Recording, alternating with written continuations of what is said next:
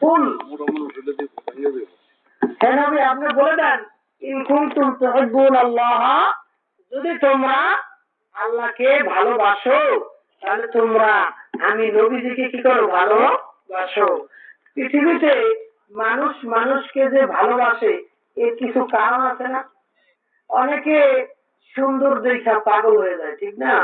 অনেকে আবার গুণ দেখা, গুণ গুণ বুঝেননি, গুণ গুণ দেখা পাগল হয়ে যায়, মানুষের কাজকর্ম, অনেকে মেধা শক্তি বিভিন্ন দেখা পাগল হয়। তো কেতাবাদিতে পাওয়া গেছে যে মানুষ মানুষকে ভালোবাসে তিন কারণে। কয় কারণে?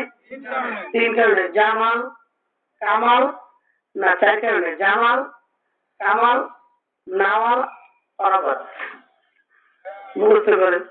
জামাল, কামাল, নাওয়াল, পরাবত। কয়টা জিনিস মুখস্থ করাই দিয়েছে। আজকে আর ওয়াজ করবো না, কারণ গলাটা খুব ব্যথা। মন মস্তিষ্ক, ওয়াজের মন মস্তিষ্ক তেমন একটা নাই, শরীরটা অসুস্থ। কয় কারণে?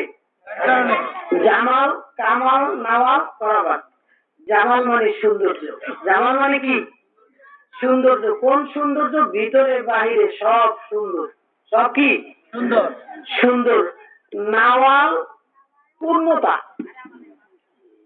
কামাল তার মেধা শক্তি, তার ভিতরে ঈমান, ইলম, এইগুলার পরিপূর্ণতা তার মধ্যে। পরাবাত আত্মীয়তা। পরাবাত কি? আত্মীয়তা। আত্মীয়তা। এই কারণগুলোর কারণে মানুষ একজনের জন্য আরেকজন পাগল হয়ে যায়। কিন্তু নবীজির মধ্যে সবচেয়ে এই চারটা জিনিস, পৃথিবীর মানুষের মধ্যে থেকে এই চারটা জিনিস একমাত্র নবীজির মধ্যে পরিপূর্ণ ভাবে পাওয়া যায়। সুবহানাল্লাহ। আর পৃথিবীর সমস্ত মানুষের মধ্যে এইটা পাওয়া গেল ওইটা নাই, ওইটা পাওয়া গেল ওইটা নেই, যে কোনো একটা না একটা কম থাকে। তো এই জন্য আল্লাহ পাক বলে দিচ্ছেন, তোমরা যদি আমি আল্লাহকে পাইতে চাও তাহলে নবীকে অনুসরণ করো। নবীকে কি করো? অনুসরণ করো। নবীজিকে অনুসরণ করো। আর এই আয়াতের ব্যাখ্যায় হাদিস আনছে একটা, মিশকাত শরীফের ৩য় নম্বর পৃষ্ঠার মধ্যে একটা হাদিস আনছে, লা ইউমিনু আহাদুকুম, তোমাদের মধ্যে কেউ মুমিন হইতে পারবে না যতক্ষণ পর্যন্ত সে আমি নবীকে বেশি ভালো বা না বাসবে। বেশি ভালো না বাসবে কার থেকে? তার নিজের ছেলের থেকে, মেয়ের থেকে, নিজের পিতা মাতা থেকে। নিজের ছেলের থেকে, নিজের মেয়ের থেকে, নিজের পিতা মাতা থেকে। তাই বোঝা গেল ছেলে সন্তান বাপ মা। ছেলে বাপকে ভালোবাসে, বাপে ছেলেকে ভালোবাসে। এই যে একটা ভালোবাসা, এই ভালোবাসাটা দুই প্রকার। একটা হলো তবঈ, একটা কি? তবঈ। তবিয়তের কারণে, তবিয়তের কারণে মানুষের তবিয়তগত ভাবে ছেলে বাপকে ভালোবাসে, ঠিক না? আরেকটা ভালোবাসে যে কোনো ফায়দার কারণে ভালোবাসে। যেরকম ডাক্তারের কাছে যায়, ডাক্তারকে ভালোবাসে কি তবিয়তগত ভাবে না ঠিকা? বলেন, ডাক্তারকে ভালোবাসে কখন? ঠিকা বাসে না। থাকলে তার ইঞ্জেকশন ভিতরে দেয়, কত কষ্ট হয় না? আমি একদিন হাসার কথা, ইঞ্জেকশন খেতে হয় ভাই, নিরাময় হসপিটালে গেছি, 3 ঘন্টা বসে আছি, সুই দিতে আসে, ভয়তে আবার হাত সরাইনি, সুই দেয় মানে একটা ভয়। তো মানুষের তারপরেও সেটা দেয়, কারণ কি? সে বলতেছে যে ওইটা যদিও আমি একটু কষ্ট হলে ওইটার মধ্যে আমার ভালোই আছে, এই জন্য ভালোবাসে, ঠিক না? আর একটা হলো তবিয়তগত ভাবে, ফায়দা থাকুক চাই না থাকুক, ছেলে বাপকে ভালোবাসে, বাপ ছেলেকে ভালোবাসে। কিন্তু নবীজি হাদিসের মধ্যে বলছেন, ও পৃথিবীর মুমিনেরা, তোমরা কোনদিন পরিপূর্ণ মুমিন হইতে পারবে না। তোমরা কোনদিন পরিপূর্ণ মুমিন হইতে পারবে না যতক্ষণ পর্যন্ত আমি নবীকে তুমি তোমার ছেলে, তোমার মেয়ে, তোমার ছেলে সন্তান থেকে বেশি বেশি ভালো না বাসবে। চিল্লায় বলি আল্লাহু আকবার। এবার এই ভালোবাসাটা কিরকম হবে? আল্লাহ পাক রব্বুল আলামিন পৃথিবীর মধ্যে সমস্ত মানুষ এবং মাখলুকাতকে ভালোবাসার একটা গোপন রশি দিয়ে বাঁধা দিয়েছেন। এমন একটা রশি দিয়া বাঁধা দিয়েছে, ভালোবাসার রশি দিয়া, যেই রশিটা মানুষের চোখে দেখা যায় না, চিল্লাই কি সুবহানাল্লাহ। মানুষের চোখে দেখা যায় না এমন কিছু রশি আছে না নাই?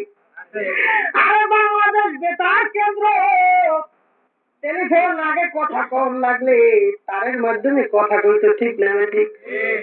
এখন কথা বলে মোবাইলে, কথা বলে তার লাগে নাকি? কোন জায়গা দিয়ে কথাটা যায়? এক মোবাইল থেকে আর এক মোবাইলের মধ্যে কোন জায়গা দিয়ে যায় দেখা যায়নি? দেখা যায়? আর মানুষের মেধার মধ্যে, মানুষের মাথার মধ্যে যদি এত বড় বুদ্ধি থাকতে পারে, এই বাংলাদেশে বৈশা হ্যালো বললেন, সঙ্গে সঙ্গে আপনার হ্যালোর উত্তর আমেরিকার থেকে শোনা গেল। কত বড় মাথা, কত বড় এই মাথার মধ্যে আল্লাহ পাক বুল দিছে। ওই মাওলা কত বড়, ওই মাওলা কত বড়, মাওলার শক্তি কত বড়। পৃথিবীর মধ্যে কোটি কোটি মানুষ আল্লাহ পাক সৃষ্টি করেছেন, এত কোটি মানুষ সৃষ্টি করেছেন, কিন্তু একটা মানুষের চেহারার সঙ্গে অন্য একটা মানুষের কোন মিল নাই, ঠিক না ঠিক? একটা মানুষের চেহারার সাথে এতই যদি চাইতে চাইতে চাই থাকে 5 মিনিট বন্ধ করে তুই আসে ওয়াজ করুন, পরে 5 মিনিট চানে দিকে চান, এরপর কোন মানে বংশং ভাও ঠিক না, চান ব্যক্তি চানে দিকে চান, 5 মিনিট টাইম দিলাম, 5 মিনিট টাইম দিছি চাইবেন, এরপর আমি কিন্তু টাইম দিব না, এদিক ওদিক চান, এরপর আর চাই পারবেন না, খালি কথা বলতে রেখে ওইসে শেষ হয়েছে।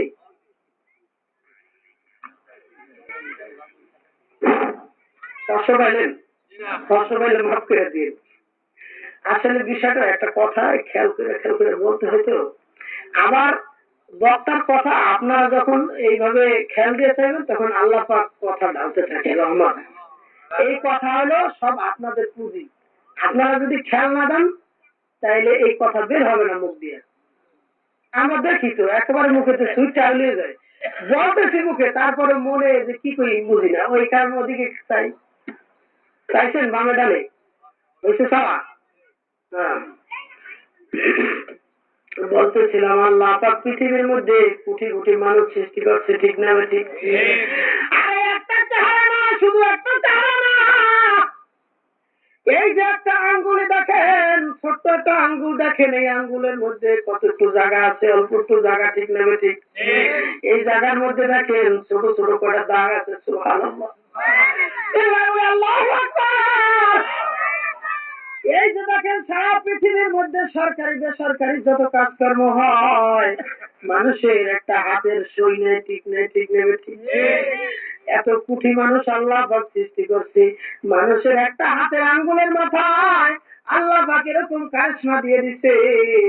পৃথিবীর কোটি কোটি মানুষের মধ্যে একজনের আঙ্গুলের দাগের সাথে আরেকজনের আঙ্গুলের কোনো মিল নেই, সুবহানাল্লাহ। আর ওদের চিল্লাবে সুবহানাল্লাহ। ওই মহান মালিক কত বড়, তার কুদরত কত বড়। বন্ধু, আল্লাহকে চেনার জন্য আখিরাতের মধ্যে যাওয়ার কোনো দরকার নাই।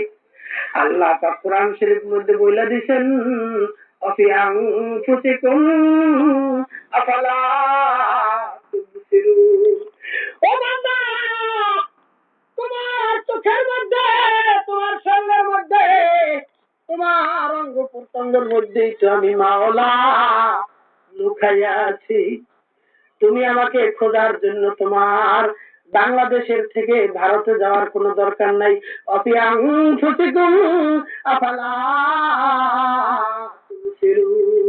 নিজেদের অঙ্গ প্রত্যঙ্গের দিকে তাকাও, আল্লাহ পাক যে সুন্দর কইরা তোমার চেহারাটা বানাইছে, কত সুন্দর মানুষের মুখ, কত সুন্দর, মুখের মধ্যে দাঁত, দাঁতের মধ্যে জিহ্বা, কত সুন্দর, না জানি তুমি কত সুন্দর। তোমার সৃষ্টি যদি হয় এত সুন্দর, বলেন, তোমার সৃষ্টি যদি হয় এত সুন্দর, না জানি খোদা তুমি কত সুন্দর, সুন্দর খোদা তুমি কত সুন্দর। এই পৃথিবীর মধ্যে আল্লাহ পাক কোটি কোটি জিনিস সৃষ্টি করছেন, মাওলা পাকের চেনার জন্য পরিচয় দিয়ে দিচ্ছেন ওই জিনিসের মধ্যে চাইলে।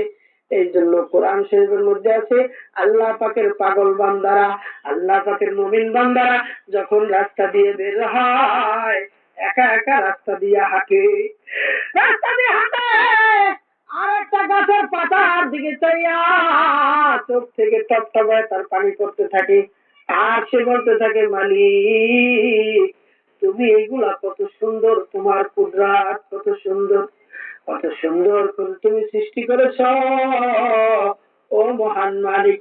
টপ টপ করে তার চোখ থেকে পানি পড়তে থাকে আর তার কলবটা কাঁপিয়ে ওঠে।